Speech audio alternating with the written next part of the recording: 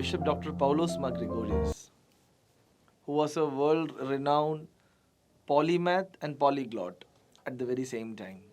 A spiritual guru to not only Christians or the people who are followers of Jesus, but also to all those seekers of humanity. He has been a blessing to each and everyone in this world.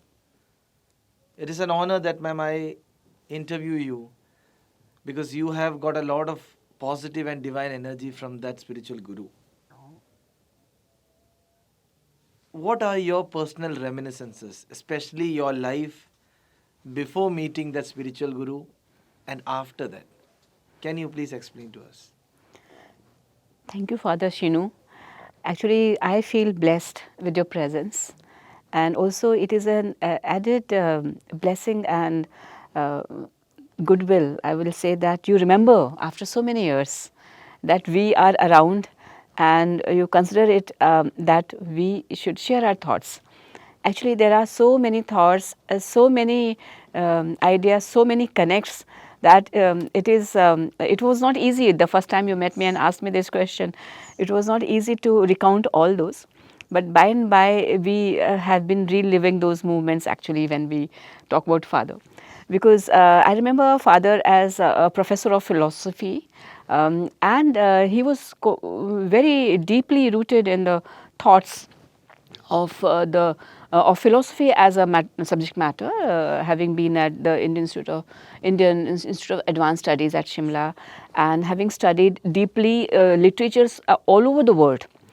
And the most beautiful aspect was this, that he had a very keen eye, not only for very young people that we were at that time. I'm talking about the early 90s. And I remember having met him actually in person at Rishikesh, where he has organized an international conference. It was called Spiritual Concord for World Peace. I was a young student and a volunteer in that conference. And when I read this title of the conference itself, it was a learning that for world peace, we must first have spiritual concord. In that conference, there were many people who had participated from all over the world with their thoughts from all walks of life and many faiths around the world. So the key factor there was also about the common thread that joins us all as human beings, as you said, that humanity, it's about humanity. So we are human first. Him being a spiritual guru, we human are connected with the cosmic energy. So the entire cosmos is at once interacting with the cosmic energy that we all hold in our hearts, you know. And he used to live it. Only that we were such young students and always into the studies, doing our research, compiling that research, also teaching at the same time. Our world was different. But he was able to convey that to us, you know. And not only convey that, he did it in a very, very simple words. How? There is a book written by him, and it is titled The Cosmic Man. That book is a philosopher's delight. And it is not very easy to read and understand what is conveyed by just anybody. But you know how he has brought that thought to us, that there is a cosmic energy which is in harmony with the cosmos that we carry in our heart, you know. And when we are in harmony with the universe, we are at peace. And there were many learning sessions we had with we used to call him Father, and he used to share his thoughts in many areas. So about the cosmic man again, we used to always joke that, oh, it is very difficult. We were kids, so we had that little liberty. So what we understood in everyday life about the cosmic man is that all beings are connected to the universe. In other words, we all hold a little cosmos in our hearts. That means all life is connected in one string of cosmic vibration for a higher purpose. So that higher purpose brings us to the point where we need not be caught in the nitty-gritty of everyday life, those differences, those stress, those worries, you know. So as a student, what was happening at that moment, we were like everybody else, and we will worry about exams, finishing our papers, assignments and all. But by and by, I think we had some years of interaction with Father. Whenever he would speak to us about the universality of being, um, one big impact that happens on any person is that your thought process expands, and that kind of fear, that kind of a stress that is caused by that fear vanishes, you know, because you know that you are connected to that highest power, and you are not your own body, but you are part of the cosmos.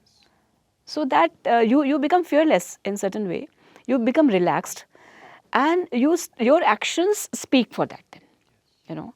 So when in during that conference that I mentioned to you, when he was speaking about spiritual concord for the world peace, the cosmic word is in harmony with all faiths beyond practices followed. So I was just sharing with you that there were people from all faiths and from all over the world. So this is also a message for peaceful coexistence in spite of the chaos around, which we always have. Is part of the universe, the chaos. The scale of spiritual concord is truly very high. It is undisturbed by small minds. At the same time, each aware being must take responsibility to maintain peace and harmony in their environment to benefit from spiritual concord for peace. So, even though the cosmic thoughts are very stable and undisturbed, yet we as beings, because we are living a life like everybody else, we should be aware of this, you know. It is all around and all the time it is happening, but to benefit from that harmony and that expansion of mind, we have an added and exceeding responsibility to be aware of it and to be responsible towards it. So that awareness, that sense of responsibility, that sense of relaxation, that sense of calm, and a sense that we are all connected, we are all one, helps you to take the right actions, the right decisions, and live a quality life. As you rightly mentioned, ma'am, Cosmic Man, that book itself, it was a doctoral dissertation of Dr. Paulos Mar Gregorios, which got translated into a book form, and very much highly appreciable because, as you rightly said, You know, to work across boundaries and address authentic action for a more equal society. So those the key word here is the authentic action that we need to take, because sometimes we talk about it, you know, but we are not able to act. But I think here I would say Father, I learned a lot just by watching him, you know. Sometimes we used to spend some time at the Tughlakabad center, and he would be interacting with others. We would be setting up the library, organizing the books. Sometimes we also had the discussions around Nagarjuna's philosophy, and it was a very deep discussion, and we were just kind of used to struggle, but he used to help us a lot to understand very complicated thoughts. So even in that struggle, he will come to your rescue. Even in that cognitive struggle, intellectual struggle, Father would come and make it simple for you, benign. He would never say that, oh, you don't understand this, like any other teacher would do. Even I as a teacher might do sometime, but never with him. He would rather encourage, he would rather somehow read your thoughts. He would understand what is your capacity to understand the thought behind a particular book or a para or some written material. And he would encourage you to work on that. And the credit is yours. And of course, besides that, beyond that, he would always uphold human values, integrity. He would always help people understand their own worth and value and be a better person. Because being in this world, we tend to, fall prey to whatever is going on around us. But he would always help you support yourself in being a better person for yourself and the world around you.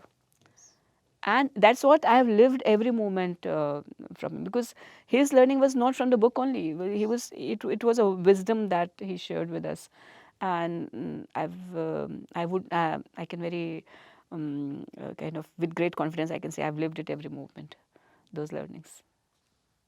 Your sharing of thoughts and ideas about Mar Gregorios itself shows that how proud you are of having an acharya, of Yeah, a yeah. very spiritual acharya, who was not just dealing with spiritual aspects of life, but also the very practical ideas about life. Ma'am, I just want to ask that you were also a volunteer in a big international conference organized by His Grace Dr. Paulos Mar Gregorios at Rishikesh, Right. which was, as you rightly mentioned, a spiritual concord for world peace. Right. Can you just share with us your memories about that conference? Yeah. There are many, many memories. Now, Rishikesh is a place, is a spiritual place for many people around the world. And that's a place where when you are at Rishikesh, you yourself are very, very calm. So this was a gathering, it was a residential conference actually, by the river Ganga. And so you were with the nature, you know. And father was very much in with the nature, and he had organized so many kind of parallel sessions during that conference, and I got to participate in all of those, being a volunteer. And he had a lot of space in his heart for everybody. And not only that, he was reaching out to every faith. Like I remember the Rouhani mission was present there. I remember the Tibetan gurus were present there. I remember the Islamic gurus were present there. Maulana Wahiduddin Khan Sahab I met for the first time there. I think he was very close to the Dalai Lama ji also, and they had great interactions. And from all over the world, you know, and everybody could express their thoughts equally, and they shared their thoughts equally and were understood at the same plane, you know. So this was a great learning for me, because normally you see in conferences volunteers are on the sidelines. They just distribute pamphlets and organize things, and that's what. But we were research scholars at that moment, and he made sure that we are at the center stage. Okay. And there was a pre-conference meeting, there were post-conference meetings, and so debriefing. And he, as a spiritual guru, guidance, and he was also a teacher of philosophy. So he would very clearly state his mind. So I'll give you an example, another example, that being at that age, at stage in life, especially I had an offer from a corporate organization, and since my PhD was in that area research, I thought it will help my PhD, and I joined them. But he very calmly said, your place is in an academic institution. That is where you can contribute the most to the society. So it was his call that yes, there is a race, there is a corporate life out there, but you can contribute more to the society. How each person can contribute to the society the most, you know, this was his uh, view at that time, and he would share with us. So he was and is still, his thoughts are still with me, guiding me all through my life. He used to guide us, and we knew that without anything without any influence, like his guidance will be neutral, free from any other thought, that we might think, okay, maybe there is something behind that guidance, so he's telling us. Nothing like that. So if we were looking for the real guidance, he would be the person we'll go to, because even if, whether we like it or not, he would say, tell us this. This was a very special nature of Father Mar Gregorios, because this is how he presented his thoughts to the rest of the world also. He had a very clear vision of the future, and it was a very universal vision which he will present at all gatherings, and it will be for the good of the society, and without fear, with great courage, he would express it, you know. And that is what is another aspect of his life that I follow. Ma'am, my last question to you with regard to the interview. After the passing away of His Grace Dr. Paulos Mar Gregorios, this is a very personal question that I am asking. He still comes back to you at all times. He never went away. Yes. So how is that great presence that is still with you? Okay, so you understand that in all the in all the faiths, there is a thought of continuity of life. You know, I think since I have interacted with many religions, it's not that only I went looking for it, but when you are on a certain path, people come to you and share their thoughts. So this is how it happened. That there are many faiths. He did said before passing away about. Yes, yes. So I remember there is one instance that he had used to listen to music, and this was for me it was music, but it was actually the Gregorian chants from the Greek, and it was very beautiful to listen to. And once I remember, I think I was just going to another institution for some research work only, and there was a conflict, I believe. I don't remember very clearly, but he just said one thing to me, and it was, yeah, he said that, Nutan, whenever you need any guidance, like that was sorted out, of course, that conflict, and he said, Nutan, whenever you need any guidance, you just remember me. And wherever I am, you will get the guidance. And I, in a very light mind, and I said, okay, Father, how will you give it? He said, because I was a science person and technology person, so I will always ask how. So I said, how will that happen? He said, you see, you just have to bear in your mind, okay, what is the solution of this problem?